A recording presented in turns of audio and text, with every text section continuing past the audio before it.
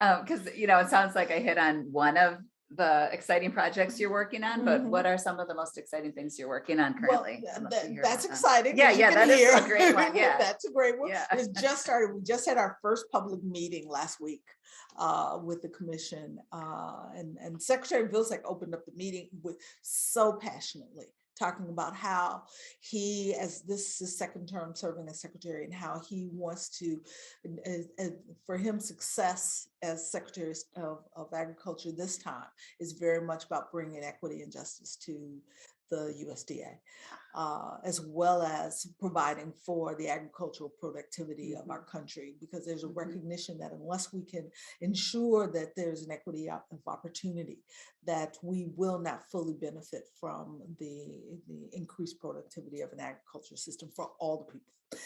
So yeah, that I'm excited about that work. I'm just as excited about the work that I am performing with the organization that we set up that you mentioned in your introduction, Food Systems for the Future. Yeah. Food Systems for the Future is an outgrowth of an investment by the Rockefeller Foundation, BCG, and Stanford University, working with me and a team of food security experts where we performed a landscape to identify what are the challenges for scaling up market businesses, both domestically and not just not new programs, but businesses across the food system. And we looked at the United States, we looked at East Africa, West Africa, and we even looked at China. And what we found was that, particularly in the United States and in Africa, is that you have all kinds of programs for starting businesses, whether it's incubators, accelerators, grant programs, X prizes to get businesses started. We also found that nobody starts more businesses in the United States, even in the food space, than Black women.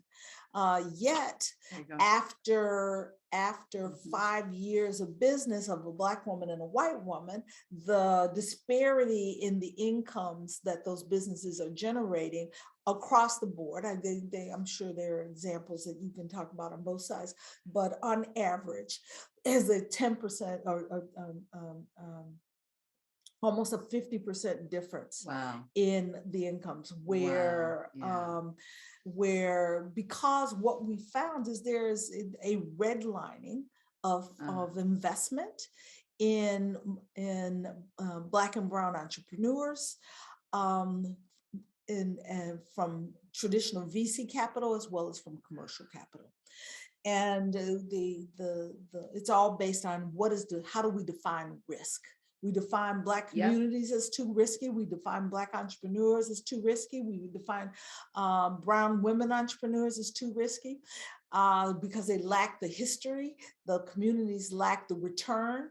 And so if they can get to, if a business, regardless of whether it's owned by Black or majority owner, if once they reach a certain financial level, capital is easier to access. There's still, I can give you lots of anecdotal evidence around, even at that level, the challenge of accessing capital by Black business owners, but it's easier. But the challenge of getting to scale to even compete at that level is almost impossible. So what we decided to do was step into that impossibility.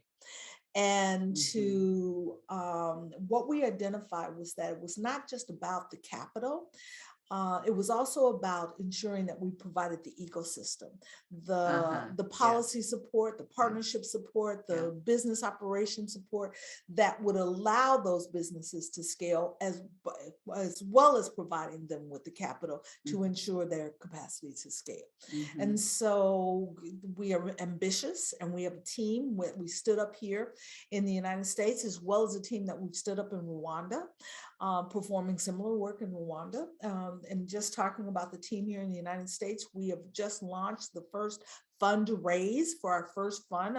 We have a proof of concept fund that we're working to raise for $25 million. And knock on wood, we have two anchor investors Wonderful. that we are now in due diligence with. We're trying to raise $25 million. And if they come on board after this due diligence process, we'll have about 10 of it in the bank. And then that hopefully will open the doors that will allow us to, we have a pipeline of some 600 companies that we've identified. And we have a first 10 that we're prepared to work with, who are five of those 10 actually have kept spaces open in their raising round for capital, because they want us as a partner, because they want to make a difference in the nutrition in the communities that we're talking about. And they want to have the support and the services that we provide. So they want us as part owners in their business. And so I'm really excited about that work. I'm also a fellow at the Chicago Council, where I continue to perform research around issues related to food security. We published a paper about a year ago on the challenges of water and food security. Did you know that 90% of all the fresh water that's consumed on an annual basis, we use in food system production? Wow. From agriculture through how we wash our food in our kitchens. 90%. 90% of all of the fresh water that is consumed on an annual basis. And that didn't mean a lot until we started shrinking the aquifers and having challenges with our groundwater, and the glaciers are melting as quickly as they are, and creating fresh water crisis across not just the places over in sub-Saharan Africa, but in central United States, in the most productive regions of California, where we grow all of our fruits and vegetables. And so water and food security is a big issue. So spending time working on those kinds of issues.